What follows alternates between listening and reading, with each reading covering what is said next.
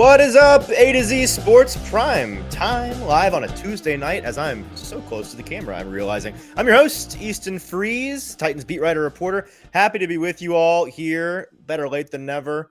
At first, producer Ross was delayed because of radio obligations, and then I said, watch this, I'll make us 7 minutes later than even you're going to be, because I will get stuck trying to get home from a dinner with my family. So we're here nonetheless, you're here, and I am tentatively excited to talk about the Titans today. It feels like I've been away from the microphone for so long. When was the last time I did a show on this YouTube channel? Thursday morning, the Thursday morning show. So like 5 full days. People are saying they can't hear me. No, I can't. Can people not hear me? Hello? Ross, can you hear me? Am I being gaslit by AJ? Can someone in the chat let me know that they can hear me and I'm not just talking to just Ross and I? Ross doesn't want to know what I have to say. You people want to know what I have to say. Anybody? Okay. On Twitch, they can hear me. So AJ, I think AJ just doesn't have his headphones in. I think this is like an old man doesn't know how to change the input on the TV problem. So AJ, sorry. I hope you can figure it out, bud. The Titans are 0-1. Was in Denver for the game. Excited to talk about an element of this game that is extremely disappointing. Going to talk about the penalties. Going to talk about what the Titans need to do to clean up the penalties. Going to ask you all a question about the penalties revolving around going from last year to this year, the offseason program, what we think they can and can't do, what we maybe think the cause of the issues are. And then we're going to do a Q&A as usual. I think this is just going to be an installment here on the Tuesday edition of the A to Z Primetime Show, because I love answering rapid fire questions and you all have such great questions. Today's edition could get a little dicey because we're going to talk about what happened in the game. And the thing that people want to talk about exclusively, it seems, is the coaching, the couple of keystone moments in the game, like the end of half sequence, like the elbow. We can talk about all of that. We can talk about what I've learned in the 48 hours since returning to Nashville. I'll say as much as I can about it. You may not like what I have to say, but I'll tell you the truth. And we'll go from there. So I'll answer any Titans questions you may have. And it'll make me uncomfortable to talk about it, but we'll have a good time. Before we get into tonight's programming, first of all, thank you for being here. If you're on Facebook with us, just kind of a PSA for you all. On the back end, on our side, it looks like there are some Facebook issues. And as I'm scrolling, I'm seeing some comments from people on Facebook. So if Facebook's working just fine, then you're just fine. But if you're having any trouble on Facebook, go to YouTube. Go to A to Z Sports YouTube tonight. That's a great way to get in the chat and be involved, because I see a number of folks. Brennan, hello. Curtis, Big Dog, Big D, excuse me. I'm assuming the D stands for dog. Rooney and Mike. Lane and Brian on Facebook. So good to see some of you Facebook folks are at least getting through to us. Thank you for being with us. Like the show for me tonight. That's the one thing I ask of you, is hit that like button. It is free. It's very easy. Hit the thumbs up button. It's very, very helpful to me and to our program. And let me tell you about our wonderful and amazing sponsors before we talk about the Titans disaster over the weekend. First of all, we are brought to you, as always, by Two Rivers Ford, the destination in the Middle Tennessee area if you are looking for a Ford vehicle. The South's most trusted Ford dealership, located in Mount Juliet, Tennessee, serving all of Nashville and Middle Tennessee. If you're searching for a trusted Ford dealership in this area, then Two Rivers has you covered. As the leading Ford dealership in Middle Tennessee, they pride themselves on offering an exceptional selection of new and used Ford vehicles, with a particular focus on the ever-popular F-150 and F-250 Super Duty trucks. Their commitment to customer satisfaction and quality service sets them apart from other car dealerships in the area. They are the South's most trusted Ford dealer, Two Rivers Ford. We appreciate them. And for sponsoring our show, we also appreciate our friends over at True Mav Fitness, where they offer more than just your average workout. Their signature programming is a challenging boot camp style class that offers high intensity training. These classes are led by instructors who are consistently pushing your limits and inspiring you to be your best self, not only inside, but also outside the gym. Your first workout is free. No workout ever repeated or recycled. Tell them we sent you. A to Z Sports Prime Time over there at True Math Fitness. Thank you to them. And a new sponsor as of this week. I was just informed of this today. Very excited to tell you about our friends over at Simon Says, a men's clother right here in the Nashville area. It's a destination shopping experience. You can't shop Simon Says online. You have to go in and experience it for yourself. They offer exclusivity with limited pieces, carefully chosen. And when they're gone, they're gone. So it's a curated selection, every item handpicked for its quality, design, and a touch of Nashville character. They give you personal attention. Knowledgeable staff is on hand at all times to help you discover the perfect piece for your wardrobe. Their experience is through the roof. It's more than shopping. It's a store that feels like it was made for you. The more I'm reading from this ad read, the more I am dying to go and see what this is all about. So maybe me and you, whoever you are in the audience, maybe we can go together and experience what Simon Says has for us. Make the trip, visit Simon Says in Nashville today. Simon Says men's clothing. Appreciate them sponsoring Primetime. Okay, Ross, folks in the chat, let's talk about the Titans. And it's never an official start to an A to Z YouTube show until King VC says, lock in and like the show. King, hello. Great to hear from you. Good evening. Hope you're having a good one. The Titans are 0-1. They committed 13 penalties for 130 yards, which is it's an astonishingly difficult thing to do in general, but it's even more difficult to do if you don't have at least one or two chunk pass interferences in there. 130 yards, just dinking and dunking your way, 5s and 10s is it's easier said than done. And the Titans did it. It is the most penalties by the Titans in a single game since Derrick Henry broke his foot in the Colts game in 2021. That was like week 9 or 10, I believe. So it's been a very long time. And they spent all offseason talking about not doing that. So it was extremely disappointing to see them come into the game and perform the way that they did, the sloppiness that they did. Let's go ahead and here we got a couple of clips. Let's start with Brian Callahan's from his Monday press conference. Here's what he had to say when I asked him about, you make a lot of mistakes like this all throughout 2024. You kind of tailor your offseason program around cleaning up the self-inflicted negatives, the sins that they talked about all summer long. And then this is what you put out on the first day of the regular season. So now what do? Here's what he had to say. I think the penalty part, that part was frustrating, certainly, to have that amount and some of the types of penalties. Those are things that I was hopeful that we had grown past and that the emphasis on it would show up for us. There was no indication that obviously that would happen the way it did. But they were big, they were critical penalties. I mean, there was some major third down penalties. The holdings are subjective. They get called every game. You're gonna have some here and there. Some crews call more than others. But yeah, I was disappointed by that, and the amount of work that we put into it to have that show up in that opening game was definitely disappointing. And we just got to keep going through the process. I mean, there's no shortcut to eliminating those things. You show them, you're accountable to them, and you make your coaching points and you keep moving. It's just like any play, any technique, anything that you're trying to emphasize, you keep at it. As far as what was the second part again? The play calls in, again, I think our biggest issue in the play calls was the tempo back into the huddle. I think. And we can cut it off there because the rest of that answer is interesting, but not what we're talking about tonight. And by the way, I forgot to mention this off the top for the Q&A at the back half of the show. If you want to go ahead and send in any questions you have now, producer Ross will be looking for those, saving those. So you can go ahead and throw those in the chat. We'll get to that here in a couple of minutes. Want to ask first our Two Rivers Ford question, and like the show if you're with us here live on a Tuesday night. The question is, and Ross, if you wouldn't mind sending it in the chat, how confident on a scale of 1 to 10 are you in the Titans fixing their penalty problem? Big deal in 2024, all throughout the season, spent all offseason talking about how to fix it. And they come out and I'd have to go back and look to see how many games in 2024 got to this bad. I know that none of them were statistically this bad in terms of number of penalties. There were a couple games like this last year, but I think statistically none as bad as the way that they started 2025. So how confident are you on a scale of 1 to 10 that they can fix it this year? Not even necessarily this week, but like, is this a thing that is it the Brian Callahan Titans? Are they going to ever get to a place where they can be disciplined enough? And I want to talk about maybe what that would look like, how you can fix it.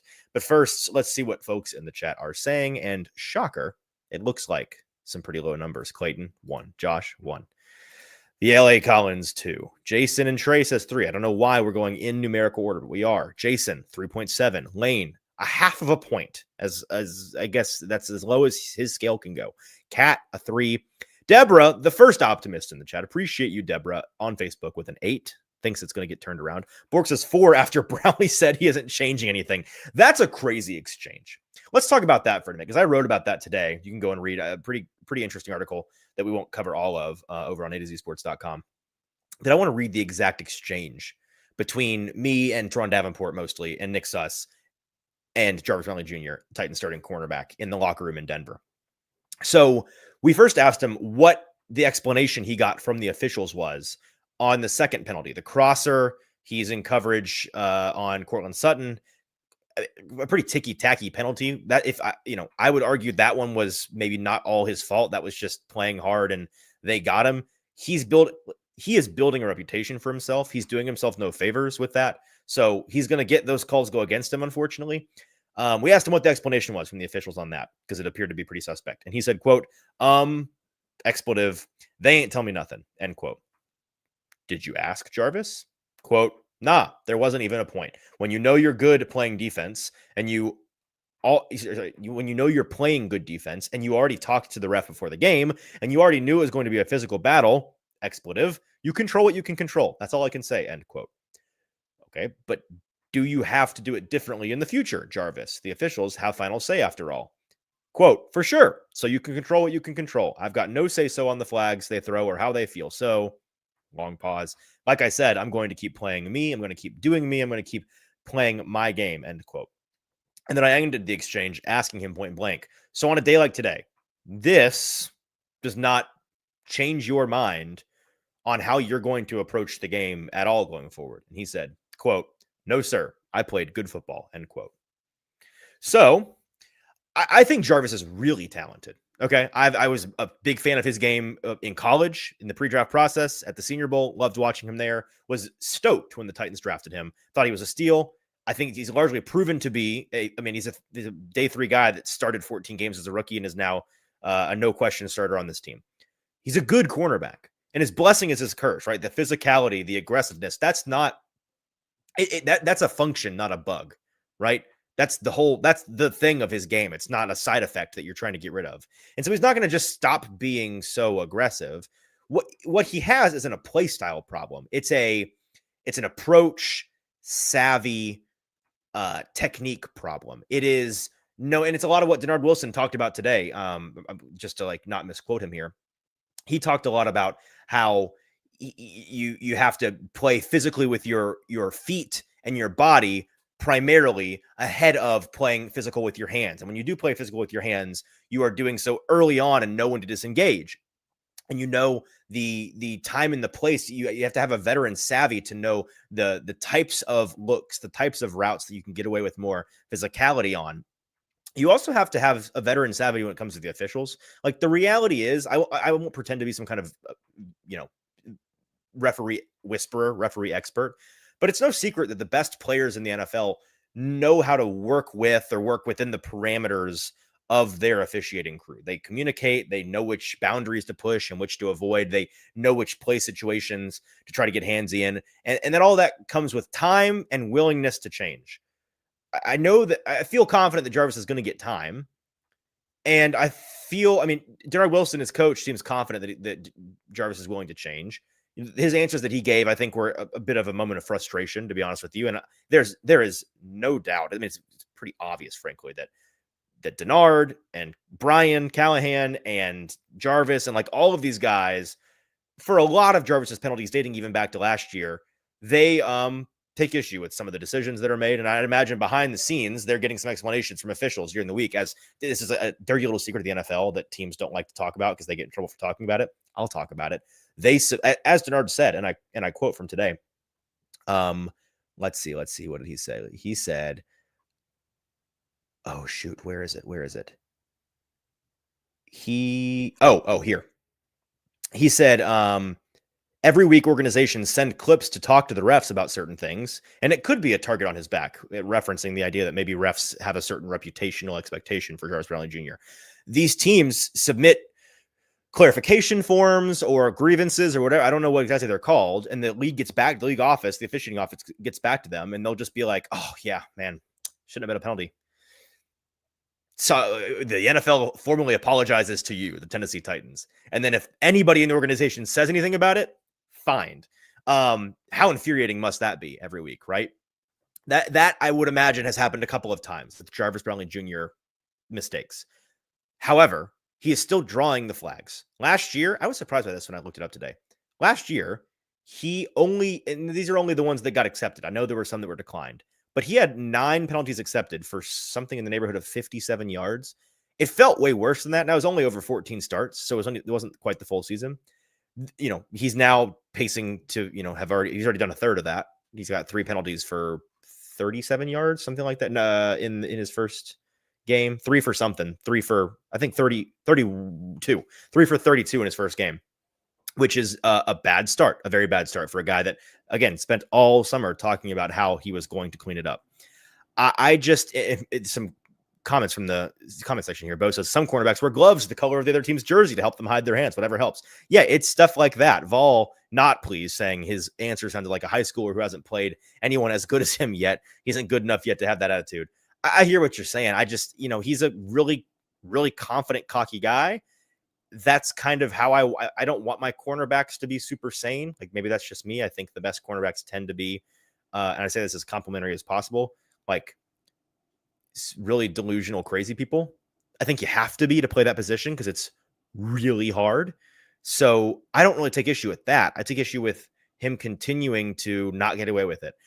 I don't want him to change. I want him to learn how to get away with it. Good players in the NFL know how to get away with it, and he needs time to be able to do that. I understand that, but the time is now to start learning and changing. Now, this didn't actually start as a Jarvis. I know he's here on the screen, but this wasn't meant to be just a Jarvis problem. It wasn't just a Jarvis thing. He only committed 3 of the 13 penalties for 130 yards on Sunday. The last thing I want to say about the penalty thing before we get to the Q&A, kind of my overarching thought here, is it's kind of, I think my seat is sinking. Is my head sinking in frame? We're going to do this right here. This looks way better. I think it's a bit of a chicken and the egg thing with penalties, because when you look year to year, first of all, penalty, a lot of folks' initial reaction is, oh, an undisciplined team in terms of penalties is a reflection of undisciplined leadership. It's a reflection of the coaching staff at the end of the day. Yeah. Not super convinced of that in general. And this is not like a me defending Brian Callahan thing. It's just in general, every year I look at which teams commit the most penalties and which commit the least. And it's not like it's a list of, oh, look, here's all the good teams and they were super clean, and then all the bad teams. No. Last year, the Titans were tied for second, I believe, or third in the league. I think tied for second. So one of 3 teams in that stratosphere of penalty committing. One was the Jets, right? Big thumbs down. One was the Ravens. I think the Ravens led the league, actually, if I'm not mistaken, in penalties. It's also not sticky, like year to year. The same coaches go. So I think it's more a reflection of the players, if I'm being 100% honest with you. I think that good players tend not to commit penalties, and bad players tend to commit penalties. And it's largely because they're good and savvy, or bad and chasing and, like trying to hold to get away with stuff, or have to, break the rules a little bit to even hang. And so I'm not super surprised when a bad Titans team is committing penalties. Now, that does not mean that I'm accepting of it. Just because I'm not surprised by it does not mean it's like, oh, then it's okay. No. They spent all summer talking about how to fix it. And I think the way that they fix it ultimately, in my opinion, you obviously have to continue to emphasize it. As Chig told me in the locker room, you have to look yourself in the mirror and ask yourselves what kind of team you want to be. You have to look yourself in the mirror and be honest with yourself and say, hey, fellas, at least right now, we're not nearly good enough of a team to be like the Ravens and lead the league in penalties and still win games. Not close to that good. We don't have the luxury of committing penalties. We can't afford to shoot ourselves in the foot and have margin for error. We have to be clean to have a chance. That's where the Titans are right now. And so they have to realize that, and they have to play that way. But I also think just long-term, longitudinally, the better they get at football, the better they will get at not committing penalties. So we'll see. I would bet next week is not as bad. I'd bet on maybe them getting close to cutting it in half, but even cutting it in half, still a lot of penalties and a lot of penalty yardage. So we'll see what they do turning it around. Okay, let's get to what I think most people want to get to tonight. And we have 12 minutes or so. So we'll speed run some questions. Anything you want to know from me, a Titans insider, I suppose. I feel it's so what's the word I'm looking for? Like pompous to be like, I am a Titans insider. But I'm at the point where if I'm not a Titans insider, I don't know who is. So I guess technically I am. I have information on things that I'm happy to share, and I love talking about the Titans. So go ahead and ask those questions now if you haven't already. Ross will be watching for them. We will fly through all of them. I will answer to the best of my ability publicly. Ross, what is the first question? Nate, do you think the media is overreacting? You could remove the rest. I've not even read the rest of this sentence. The answer, most days, is yes. But the rest of the question, Titans were supposed to get beat bad, and even with all the mistakes, they had a chance at the end. Some positive in that. Nate, that is my disposition as well. I think it's kind of it's a reflection of who you are as a person. Are you an optimist by nature? Are you negative by nature? It is a pet peeve of mine where this happens more than just Sunday. It happens a lot, frankly, from my perspective. It feels like we all are on the same page about how a game is supposed to go. And in this instance, it was, wow, bad spot. Nothing you can do. Rookie quarterback in his debut on the road at elevation against probably the best defense in the league. Tough start. A lot of new pieces, moving pieces for the Titans against a team that's just further along than them in the process.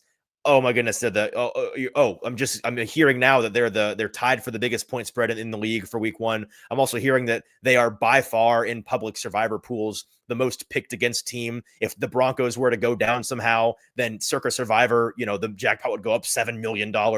What are we to do? The Titans might get killed, and we all understood that beforehand. And then the game happens, and there's something about, I think it's a direct correlation. The closer the team is to actually competing, the more likely people are to get upset. I think if it had been a blowout out of the gate, people would be largely tepid about it. The fact that there was a moment where everybody was like, oh my gosh, we might go into the halftime with a lead, right? There's something about that. It's the hope that kills you, I guess. And so I think it is frustrating, to answer your question, how often people switch up on those things. I agree that your rookie quarterback in a really bad situation came out looking really good, and you covered the spread, something that folks didn't expect you to do, and you had a chance the whole game. And did things go wrong? Absolutely. Were there some infuriating parts of this game? Absolutely. But you also on paper did better than you were expecting to do.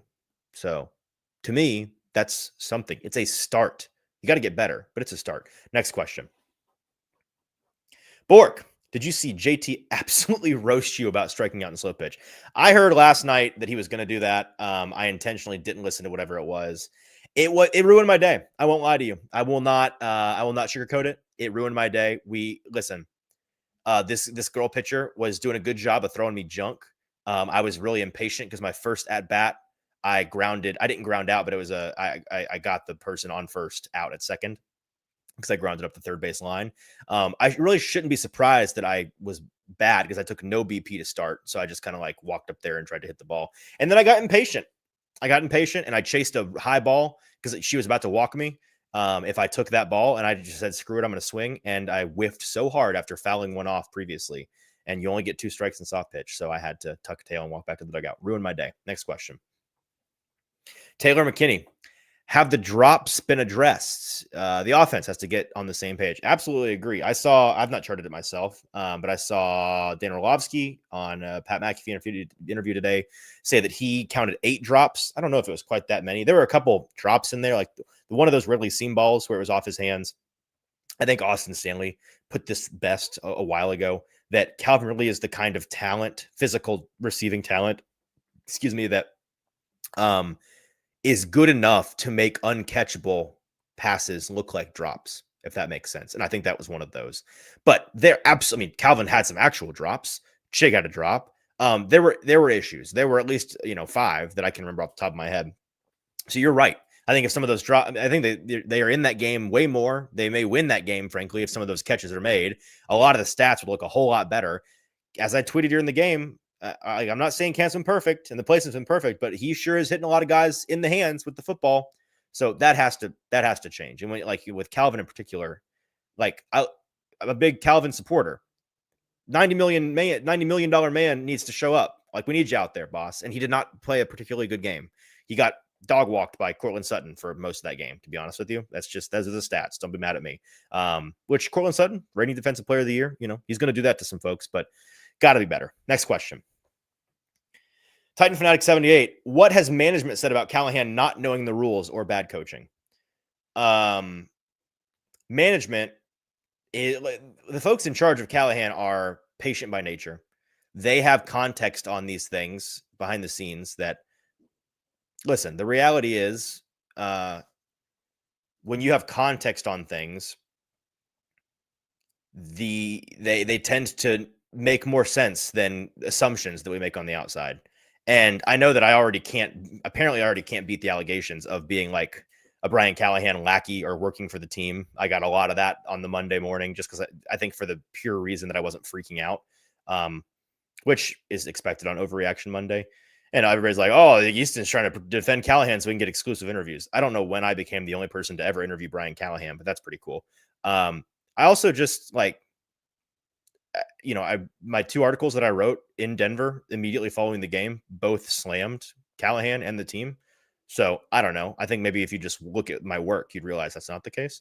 I also know that like I do have a good relationship with Brian Callahan, good enough that he knows the job that I have to do, and I call balls and strikes. And it's not I don't have there's never been anything I've been afraid to say to hurt my relationship with Brian Callahan because he's somebody that's reasonable. That being said, the reality of this is that, look, being a head coach in the NFL means that sometimes you got to fall on your sword. And I'm not saying that this was, I think that objectively, this was, in my opinion, the worst of the 18 games that Brian Callahan has called as a play caller for the Titans. But also, it was not nearly as bad as folks think. And there are some context things that will probably never see the light of day, some stories behind things that sometimes when somebody sometimes when somebody to be smart does something that seems really dumb and makes no sense, there's a good reason behind it. We'll leave it at that. Next question. Rooney, how did the stadium look? Yeah, I was at New Nissan Stadium this morning. It was cool. Very cool. It is. I can't wait for y'all to get in there. I mean, it's like, I won't pretend it's like life-changing. It's still a lot of steel and concrete, but you can see the vision. And I've been twice now. It is significantly further. Like, they're moving on that thing, man. They are moving on that thing. It's getting closer and closer to looking like a stadium. They're going to cover the roof next fall, I think. So not too far away from them starting to like get the roof hung and everything.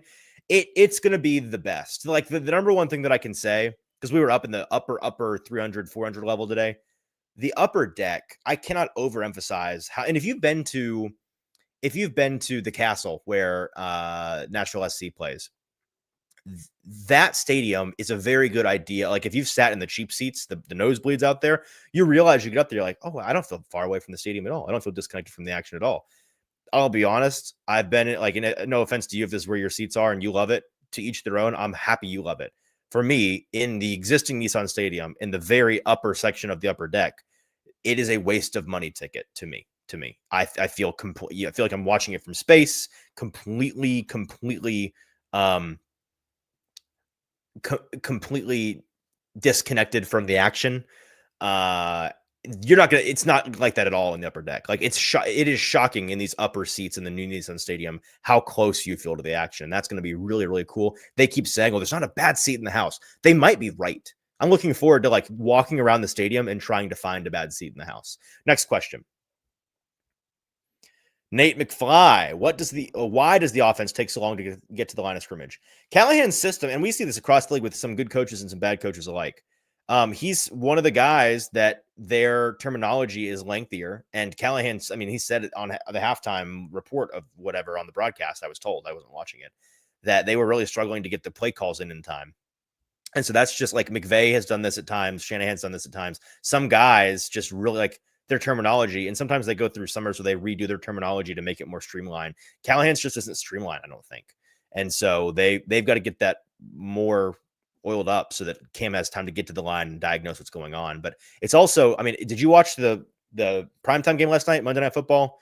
Vikings, Bears, 2 young quarterbacks, two coaches that we all believe are good offensive play callers. And it was a like delay of game fest with these young quarterbacks, because it turns out it's hard. It's a hard to be well-oiled machine, play in and play out communication from the coach to the young quarterback to the players on the field, and then get everything figured out. Them's the breaks with young quarterbacks and young coaches. And when you got 2 like the Titans have, sometimes it takes some time. Next question. Vol, are people in the building as worried about DJ and the Colts as I am compared to the delusional fans in this chat. So I take it Valzy X8 is afraid that like this is the Daniel Jones assance, Indiana Jones back from the dead. I'm going to take that to mean that he thinks Daniel Jones is super scary.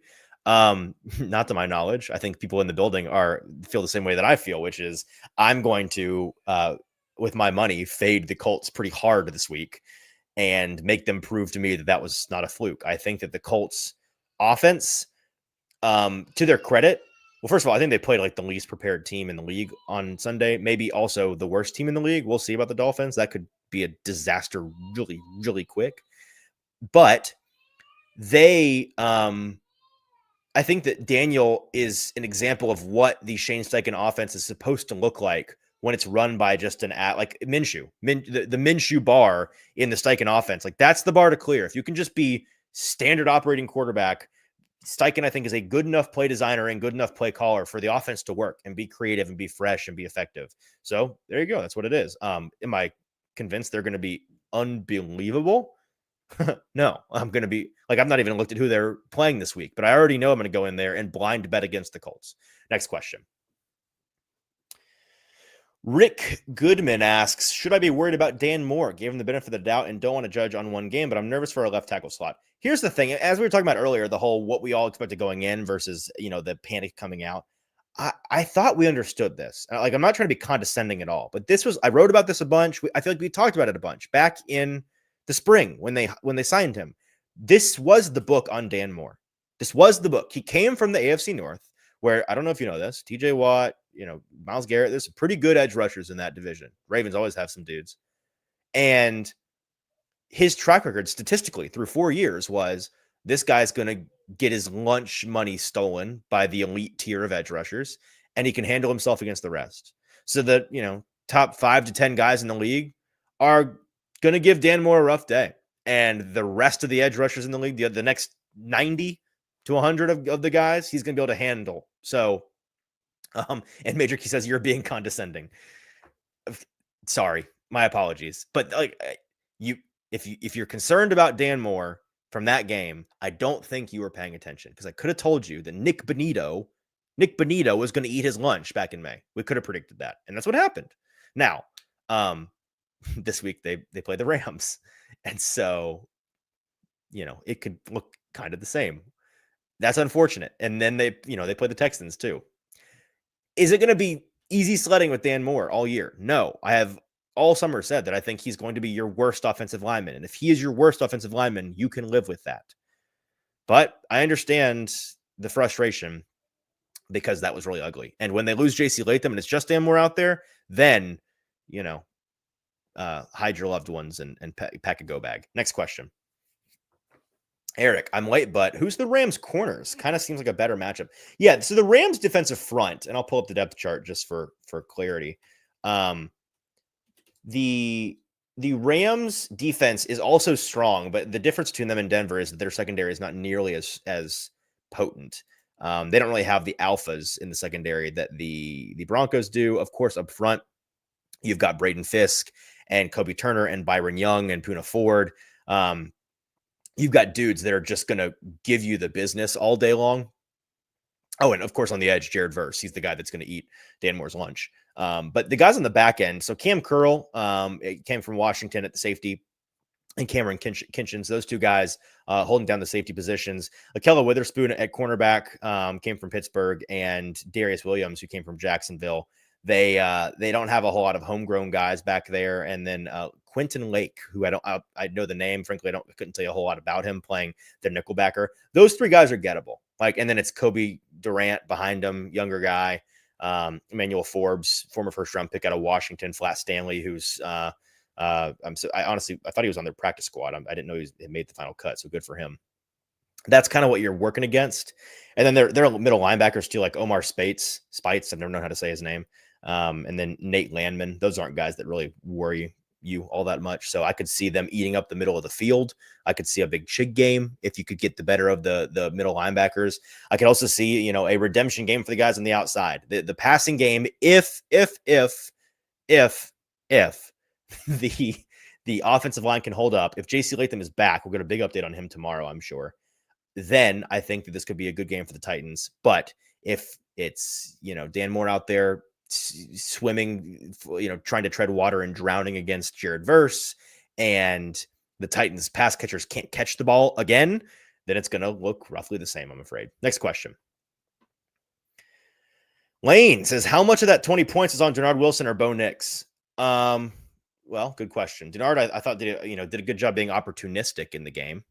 So Bo, I'd say Bo did a good job on the first drive where they get their initial points. That was really the only drive he looked pretty strong in all day, because Cam Ward outplayed Bo Nix on that day. Not that they play each other, but Cam had a bad statistical day and Bo was still worse.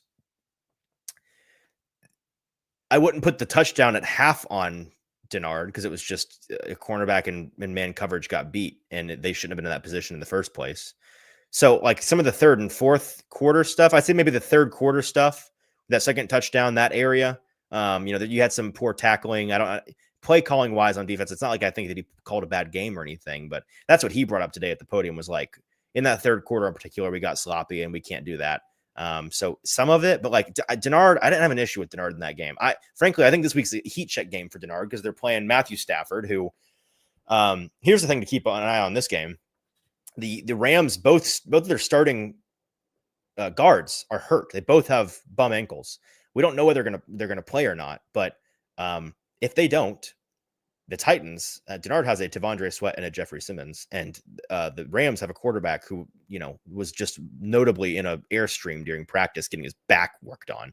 So that could get ugly. That, not wishing ill will on Matthew Stafford at all, but I would be worried about that if I was a Rams guy. Next question. Last question, I think. D. Christophel. What's your opinion on Callahan's play style? Do you think he plays safe to save his job? Does he think being aggressive will get him fired quicker? No, I don't think I'm pretty confident he's not calling games with his job in mind, and he's calling games with winning in mind and putting his guys in the best position in mind. I think in this game, there were some moments, some opportunistic moments of aggressiveness that were there to be taken, and varying circumstances led to them not being taken. Now, I don't listen. I think that there were some aggressive play calls that got checked out of. I think that there were some things at the end of half sequence. Like I'll say this, the end of half sequence, those 3 consecutive passing plays. The third down was Brian Callahan's biggest sin on the day. Big fat mistake. I don't know why he called the pass on the third down. Dumb. The first play was an opportunistic, shot to try to get out from the shadow of your end zone. I didn't mind that one at all in a vacuum. Like if they had done that and then run on second down, I would not have had an issue with it, to be honest with you. And then the second down play, I think if you go watch the tape, you see Cam do something at the line of scrimmage. So I don't know, maybe dig around there a little bit. And then you see, I believe Calvin Ridley is my educated guess, is the player that doesn't turn around for what would have been a wide open completion screen pass. And then probably a pretty nice game, by the way, because he had 2 blockers in space against 2 defenders. So I don't know why Calvin, again, just a bad day for Calvin, got worse on that play. I don't know why he thought he was blocking and not running a route. So miscommunication there. All right. That is it for us, I believe. Ross, no more questions, right? Are we all done? We're all done. That is prime time for a Tuesday. Appreciate you guys. Appreciate our sponsors. I'll be back on the morning show tomorrow with Austin. Exciting stuff. I got a lot of written work coming the rest of this week too. So keep an eye out for that. Be back here, same place, different time, 8:10. Go for 8:10 a.m. Central Time here on the A to Z Sports Morning Show tomorrow. We'll be talking a whole lot more, I believe, about some Cam Ward things, some Cam Ward tape things, if I'm not mistaken. Going to be a good show. Tune in there. Really appreciate guys. Like the show on the way out the door, and I'll talk to you next Tuesday. Go home! Go home! Go home! You're embarrassing Nashville! Go